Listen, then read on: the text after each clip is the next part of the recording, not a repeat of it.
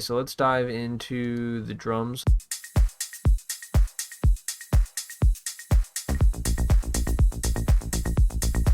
The way we like to do things is we compose on our TR-8S. Our sort of rough drums will come from the TR-8S, and then our layers will come from working with samples that we know and like once we've discovered the vibe of the drums via the drum machine. We probably started out with something that was like this.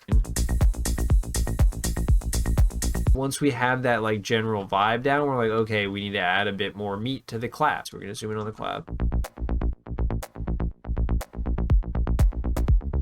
So we got that, then we added some crunchy layers. Oh, that's nice. Yep. And then we added a nice 808 layer. Again, like we had a drum machine, but it's just like now once we're working in the mixing environment, we're like, okay, this needs a nice like wide fattening layer. So we got it with some pan splitting and some chorus here. And then it's a nice like 808 clap that always provides that beat. It's a sample we know we like. We added a little micro shift to get even more chorus. And that's like taking that drum machine sound, and now we're at a point where we're like, okay, these drums sound solid.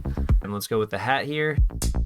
This is how we came out of the drum machine. No reverb. Yeah, Two layers, one for the attack and one for more of the like tail. It's very short, very high. And we got a nice 909 layer. Go back with the reverbs back on there.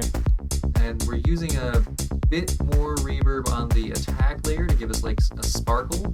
Yeah, that's usually a nice technique because the sound is shorter as well. You have the ability to have the sound end sort of before the reverb really comes back in on the pre-delay, and it gives you a nice like tail. It's just a little muddier when you have the reverb beginning while the meat of the sound is still happening. Yeah, they're overlapping. You have some Haas effect, which is a nice way of stereoizing. There's another way. This is a little less mono compatible. Erosion on your hi-hats or your shakers helps to roll off the high end in a more natural way than just bluntly EQing it.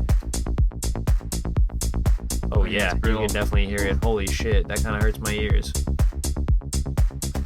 And that just takes it to be like a much more natural, really smooth sound, and also like helps it like sit in the mix, just not like in your face, you know? So we have something that's just playing this sort of offbeat hat rhythm, last 16th of the measure in addition to the hat. That just adds a little bit of lilt. A bit of whiplash. Yep. Sometimes you can achieve something similar by putting a 16 note delay on your hi-hat as well. Yep. And then let's get the shakers in here. So again, we're getting this sort of like metallic driving, pushing vibe from these guys. This is good, but it's really not complete. So we wanted to add a shaker layer. A little lower and meatier. Yep, but you'll notice again, like it feels right in line with this drum machine layer, and based on the way we've processed them, and like I'm sure, yep, we erosioned this guy, saturated this guy a couple times, and this guy we did not do as much to, but we recorded it through a tube preamp again, so we're having processing and saturation a lot more on the way in. We got a hat accent. You'll notice on basically all of our drums we have frequency shifter and gate. Frequency shifter is just a nice little way to adjust the tone of the drum sound a little bit. Coarse pitch shifting on a drum can be very destructive to the character. It'll also affect like the transient or like the length of the sound. Yeah. And this does not. This leaves the transient intact.